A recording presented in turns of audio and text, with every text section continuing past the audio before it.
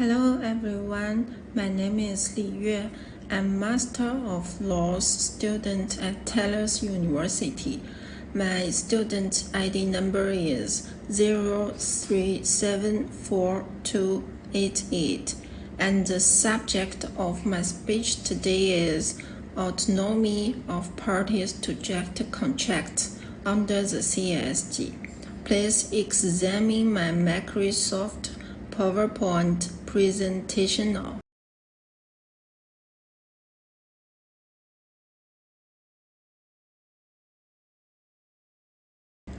Here is the table of content of the speech. The first part is about the background of CSG.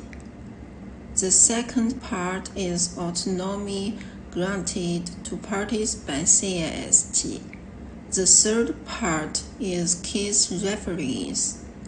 The fourth part is flexibility and applicability of CSG. The last part is the reference journals in this presentation. So let's look at the first part is about the background of CSG. The full name of CSG is the United Nations Convention on Contract for the International Sale of Goods, which suggests that it is aimed at regulating the legislation of international sale of goods. It came into effect on January 1, 1988, marking the commencement of its provisions application to domestic and international sales contracts in countries that have ratified or acceded to CSG. Over the past 36 years since its inception, an increasing number of nations, currently totaling 95, have joined the CSG. As a fundamental convention in the field of international trade law, CSG aims to facilitate global trade by harmonizing legal regulations pertaining to international sales transactions. Prior to drafting of CSG, differences in legal system among various countries posed significant obstacles in conducting international business transactions amidst rapid globalization.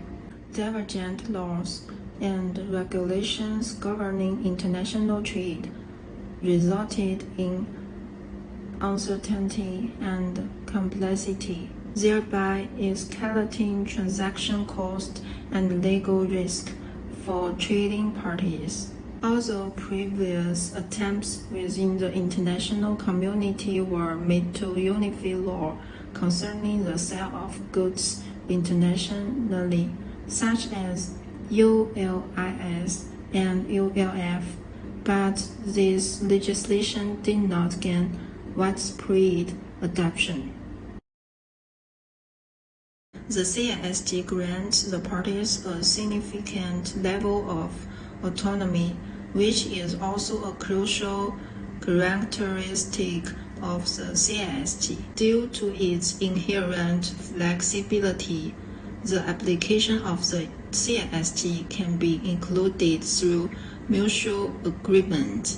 This allows the parties to independently negotiate contract terms based on specific transaction conditions and international sales requirements.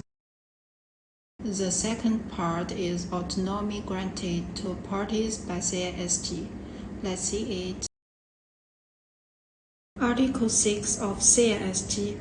The parties may include the application of these conventions or subject to Article 20, derogate from or vary the effect of any of its provisions. The parties may, as per this article, mutually agree to fully exclude the application of the convention, encompassing both express and implied exclusion.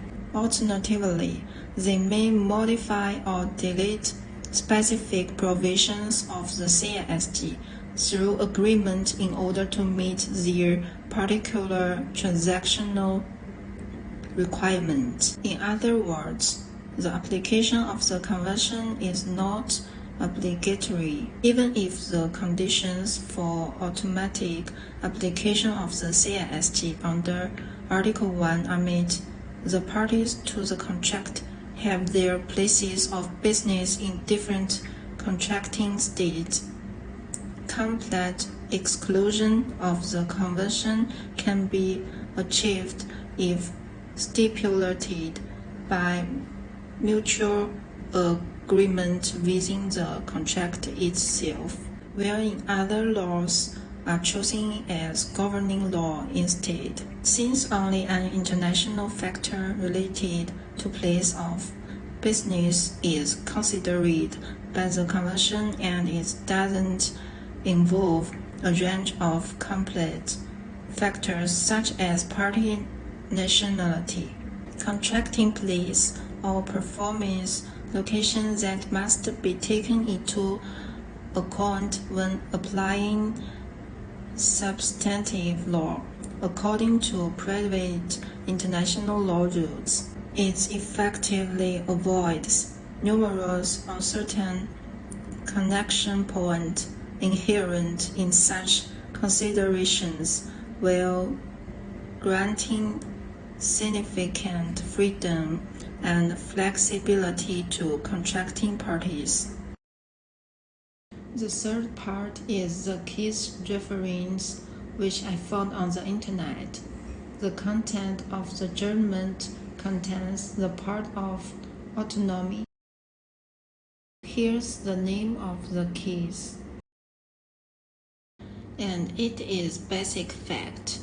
In this case, the parties come from different contracting states and have their business place in different countries, and they have signed a contract for the sale of goods, which falls within the scope of CISG adjustment.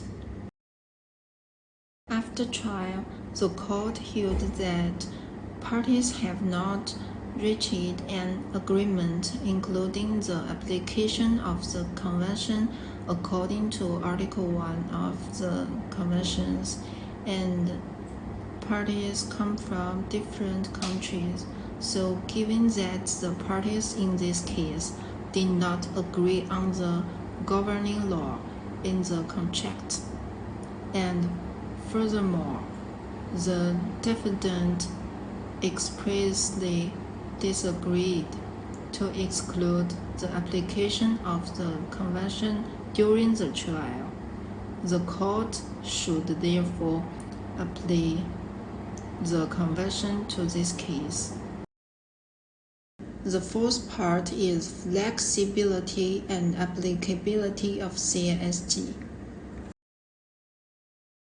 In the event of a disagreement between the parties on the interpretation and understanding of CISG, as applied to a contract for the international sale of goods, in order to ensure that the contract can be interpreted in accordance with the true intention of parties. Let's see Article 8. And this part, I will write the specific content in the manuscript with the link at the end. Please take a look. Article 9 of CISG acknowledges that the parties to a contract can carry out their obligations in accordance with any custom mutually agreed upon or established between them, which are recognized and accepted by the parties in a specific transaction and involve into consistent pattern after repeated use in multiple transactions. The parties reasonably anticipate that they will continue to perform these acts in good faith in future transactions. The establishment of a customary practice involves both objective factor and subjective element. Okay, so in summary, the CISG offers a comprehensive framework for contractual autonomy, empowering contracting parties to tailor the term of the contract to their unique requirements. The parties are permitted to exercise autonomy in order to exclude the application of CISG, thereby ensuring the practicality and effectiveness of the contract in international trade. The last part is the journals I referred to, which have given me a lot of help and made me better understand the CISG Convention.